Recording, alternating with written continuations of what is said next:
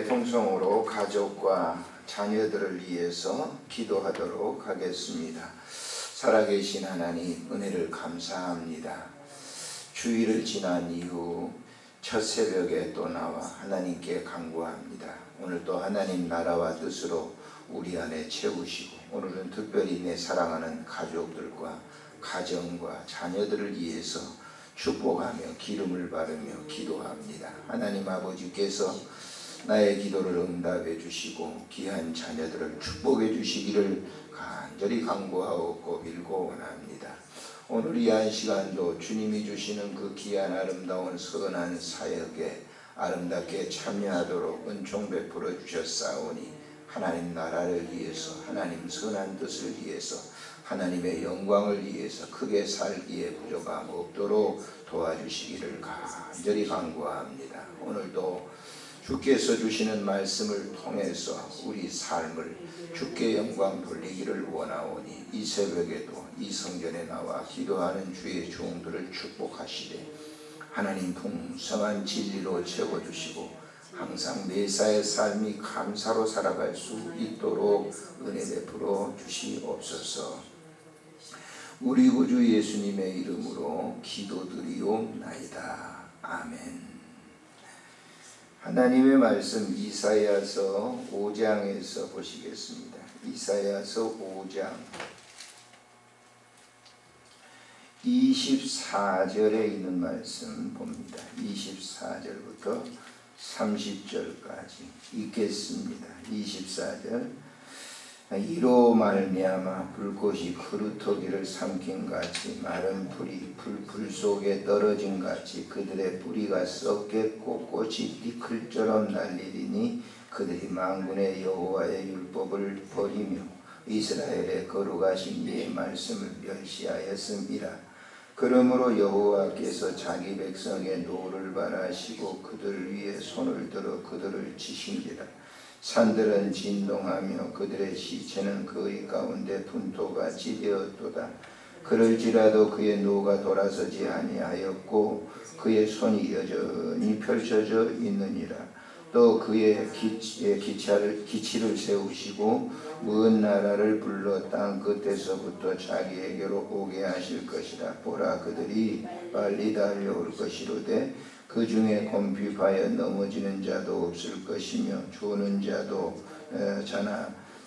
자도 없을 것이며 그들의 허리띠는 풀리지 아니하며 그들의 들매끈을 끊어지지 아니하며 그들의 화살은 날카롭고 모든 활은 당겨졌으며 그들의 말굽은 부싯돌 같고 병거 박히는 회오리 바람 같을 것이며 그들의 부르짖음은 암사자 같을 것이요 그들의 소리지름은 어린 사자들과 같을 것이라. 그들이 부르짖으며 먹이를 움켜 가져가 버려도 건질 자가 없으리로다. 그날에 그들이 바다 물결 소리같이 백성을 향하여 부르짖으니 사람이 그 땅을 바라보면 흑암과 고난이 있고 빛은 구름에 가려서 어두우리라. 아멘. 이사야 성경을 새벽마다 이제 보겠습니다. 이사야는 이사야 선지자가 쓴 책이다라고 하는 그런 이 내용이죠. 자, 이사야가 활동했던 당시에는 이 유다 나라의 중엽에서 이제 말기 쪽으로 가는 그런 이 과정입니다. 북이스라엘 나라는 이제 망한 그때 주전 722년에 망하게 됐죠. 그러니까 상당히 이사야 활동하던 그런 시대는 이제 상황이 그렇게 좋은 그런 상황이 아니었다. 물론 좋은 상황도 있어요. 근데 이사야 선지자가 몇 년간을 활동했느냐라고 하는 것은 분명한 통계를 낼 수는 없습니다. 근데 그 1장에 보시게 되면 1절에 유다왕 우시야와 요담과 아하스 히스기야 시대에 그랬어요. 그러니까 이 네 명의 왕들이 통치하던 때 활동한 것은 분명해요. 여기 보면은 우시야 왕은 52년을 통치했어요. 52년간. 그 다음에 요담이라고 하는 왕은 16년, 그의 아들 아하스라고 하는 16년, 그 야스의 아들 히스기야는 모두 29년 동안 통치했어요. 그러니까 이 네 왕이 통치하던 연대를 보면 113년간을 통치했거든요.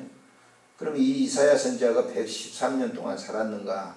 그 나이가 그렇게 오래 장수했을까라고 생각하는데, 사실은 완전하게 그렇게 그 네 왕이 완전한 그런 기간 동안 살았던 건 아니고, 아마 우시야는 52년이니까 그 중간부터 활동했었다고 하면 히스기야 말기까지 아니고 한 그러면 90년 정도 전후에서 선지자로 활동하지 않았는가 우리가 추측을 할 수 있는 거죠. 근데 이 네 명의 왕들을 보면요, 아시겠지만은 우시야는 선한 왕이죠. 그래도 뭐 실수도 있었지만은 그래도 보편적으로 유다 역대 왕들 가운데 선한 왕이었어요. 근데 그의 아들 요담과 아하스, 그의 아들과 손자는 이 유다 나라의 왕들 가운데 어떻게 보면 가장 악한 왕들로 분류가 됩니다. 왜냐하면 이 아하스 같은 왕은 자기 아들을 갖다가 몰록 신에게 제사를 드렸으니까요. 얼마나 악한 왕이겠어요? 그러니까 이 히스기야는 또 아시겠지만은 이 왕은 그래도 이 우시야처럼 선대 우시야 왕처럼 선한 그런 실수도 물론 있었어요. 그렇지만은 보편적으로 하나님을 잘 섬기려고 하는 그런 왕이었습니다. 그러니까 이런 이 네 명의 왕들을 이렇게 모시면서 활동했던 이사야 선지자가 이 전하는 복음의 메시지는 뭐냐면은 1장부터 39장까지 보게 되면 어두운 면이에요. 죄로 말미암아 하나님께서 반드시 이 유다 백성들을, 이스라엘 백성들을 심판하신다는 그런 경고 메시지입니다. 주로 39장까지. 그래서 어떤 분들은 이것을 이제 성경 66권이잖아요. 66장이잖아요. 그런 것처럼 39장, 이 1장부터 39장 내용은 구약적 요소로 담겨져 있다. 그 다음에 40장부터 마지막 66장까지는 신약적 의미를 가지고 있다. 그래서 내용이 확 달라져요. 40장부터 이렇게 보게 되면. 그건 이제 메시아를 주로, 물론 이제 구약 6장, 7장, 8장 같은 건 메시아를 예고합니다만은 그 예고하는 이유는 뭐냐면 죄로 말미암은 그 가운데 주님께서 메시아로 오시겠다라고 하는 어린 이 메시아로 오시겠다고 하는 예고가 있어요.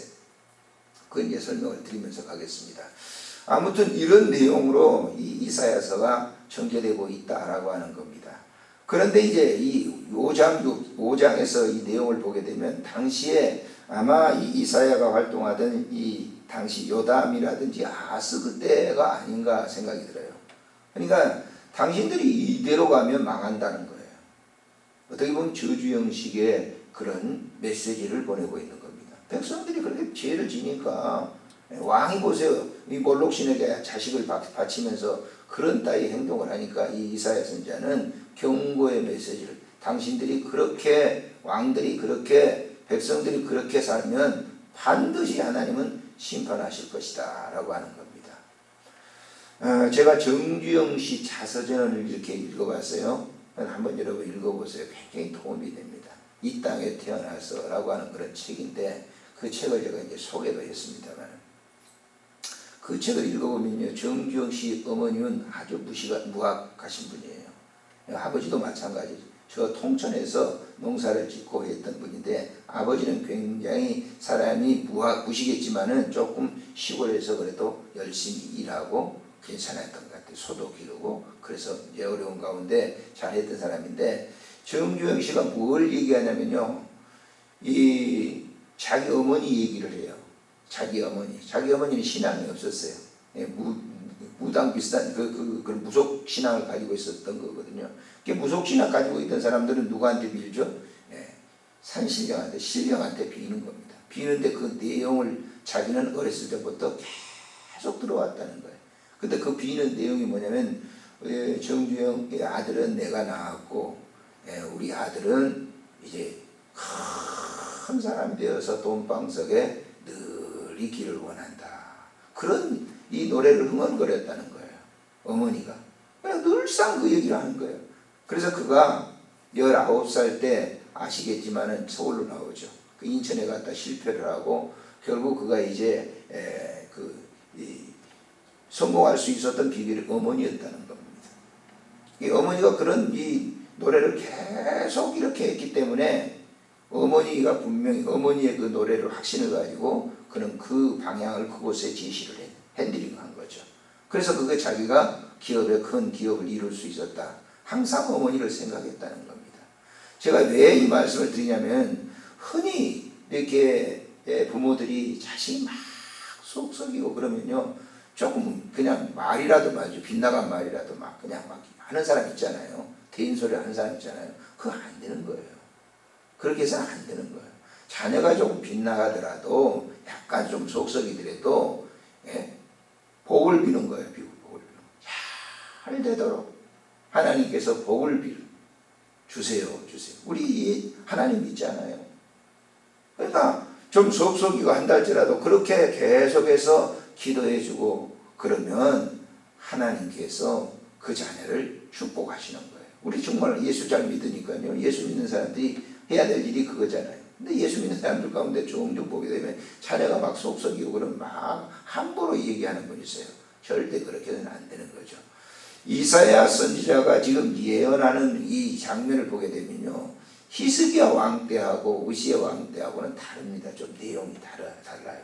히스기야 왕 때는 뭐냐면 백성들이 하나님을 율법책을 잘 섬기며 살았기 때문에 하나님께서 이런 율법책을 잘 따르고 순종하게 되면 하나님께서 좋은 길을 주시겠다고 그런 예언을 했어요. 그러니까 지금 5장에서 예언은 어떤 내용이냐면요.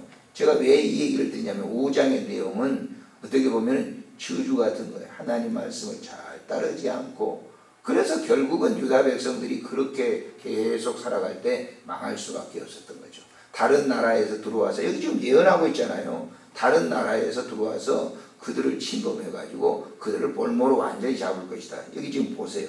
24절에 보면은 그 이스라엘 유다 자손들에게 이로 말미암아 불꽃이 그루터기를 삼킨 같이 마른 풀이 불 속에 떨어진 거예요.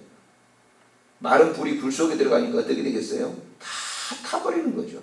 그러면서 보세요. 이스라엘의 거룩하신 이의 말씀을 멸시했다. 이스라엘의 거룩하신 이가 누굽니까? 하나님의 말씀을 뭐했다? 멸시했다 그래요. 그러므로 그랬어요. 하나님의 말씀을 멸시한 결과로 말미암아서 하나님께서 노를 발하실 건데 26절에 그가 기치를 세우고 먼 나라들을 불러 그랬어요. 먼 나라들을 불러가지고 어떻게 한다는 거예요? 달려와가지고 빨리 달려오는데 그들의 세력에 의해서 이미 정복이 될 것이라는 거예요. 계속 28절에 보면 병거 바퀴는 헤어리 바람 같을 것이고 그들의 부르짖음은 암사자 같을 것이고 그들이 소리를 지르면 어린 사자들과 같을 배고픈 사자들이니까 삼켜버리는 거죠. 30절에 보세요. 그날에 그들이 바다 물결 소리같이 백성을 하여 뭐하리라? 바다 파도처럼 말이죠. 밀려오리라. 함성을 가지고 밀려올 것이다 라고 하는 그런 예고를 하고 있는 겁니다. 그러니까 이런 이 예고를 통해서 유다 나라가 36장에 역대하 36장에 보면 시드기야 왕이 눈뽑혀가고 정말 그야말로 백성들이 얼마나 바벨론 그 나라에 의해서 아수르에 의해서 짓밟혔는지를 우리가 성경에서 그대로 보는 거예요. 그래서 이 지도자들도 마찬가지입니다. 지도자들도 백성들의 후를 내다보면서 백성들에게 이렇게 예언을 이렇게 할 수 있는 거죠. 근데 문제는 뭐냐면 그 현실적인 것만 보고 계속 가게 되면 그대로 이루어지는 거예요. 그대로 이루어지는 거예요. 그러니까 이 이사야 선지자가 다 그런 거 아니에요. 그러면서 뭐냐면 회복을 또 얘기하니까 바벨론에서 백성들이 돌아와서 그 회복을 주시는 것을 우리가 볼 수 있듯이 우리의 주어진 상황 속에서 어떤 사건을 보면서 자녀들이라든지 주변에 있는 사람들이라든지 이런 사건을 보면서 이런 좋지 못한 그런 얘기를 하게 되면 그것은 고스란히 그에게 열매를 맺는 겁니다. 그러니까 혹시 우리가 자녀들을 위해서는 항상 복의 기도를 드려야 돼요. 축복해 줘야 돼요. 그래서 저도 어제 우리 이제 아들이 저 대우 아파트 그쪽 갔잖아요. 권사님 그쪽 있는데 이제 좀 평수가 넓은 곳으로 갔어요. 권사님 같이 신방하면서 그러시더라고요. 아이고 박 집사는 그래도 빨리 성공해서 그렇죠. 이른 나이에 그래도 이제 다 그거 자기 돈 가지고 상관 아니겠네요. 요즘 빚없는 사람 어디 있겠어요. 하여튼 이제 평수가 넓은 데 가서 이제 감사 예배를 드렸습니다만 사실 제가 그래서 그 권사님한테 그런 얘기를 했어요. 나는 우리 이 자녀에게 하나도 해준 게 없다. 하나도 해준 게 없다. 그래서 우리는 뒤에서 기도해 줄 뿐이에요. 저는 기도를 그렇게 많이 못합니다. 사실 저희 집사람이 참 기도를 자녀들을 위해서 많이 합니다. 근데 보편적으로 자녀들은 그렇게 뒤에서 내가 후원을 못 해줬지만은 물질적으로라든지 이런 거 주지 못했지만 다 이제 집도 사고 저는 평생 동안 집 한 채 없이 살았는데 다 하나님께서 그렇게 해주시는 걸 보면서 역시 기도는 축복의 기도를 해줘야 된다는 거예요. 목회하면서 얼마나 어렵습니까? 예? 자칫 잘못하면 자기 목회 방향으로 잘 안 나가고 그러면 자녀들에 대해서 그렇잖아요. 예? 왜 저놈들이 이렇게 따라주지도 않고 그런지 모르겠다. 그럴 수도 있어요. 충분히 그럽니다. 그래서 어렵잖아요. 자녀들이, 목회자 자녀들이 빗나가고 그런 경우가 많아요. 그래서 제가 감사를 드렸습니다만 제 얘기를 해서 죄송스럽습니다만 항상 자녀들을 위해서 저는 복된 기도, 하나님 축복해 주세요. 하나님께서 복을 주세요. 그런 기도를 드리는 겁니다. 그래서 우리도 마찬가지다. 모든 것을 할 때는 자녀들을 위해서는 우리가 축복의 기도를 하고 우리의 이웃들에게도 축복의 기도를 하고 나라와 민족을 위해서도 축복의 기도를 할 때 하나님이 좋은 것을 채워주신다라고 하는 것을 우리가 생각해 봅니다. 기도하겠습니다. 좋으신 하나님 아버지 은혜를 참으로 감사를 드립니다. 이 새벽에도 우리에게 귀한 은총을 베풀어 주셔서 믿음 안에서 기도할 수 있도록 은혜를 주시오니 감사를 드립니다. 하나님 아버지 우리는 때에 따라서 우리의 주어진 자녀들이 곁길 가고 어려움을 줄 때 속상해하고 그런 말을 할 때가 있는데 하나님 용서해 주시고 어찌하든지 내 사랑하는 자녀들을 축복하며 기름을 바르고 기도하며 그들이 잘 되도록 기도할 수 있는 그런 마음들을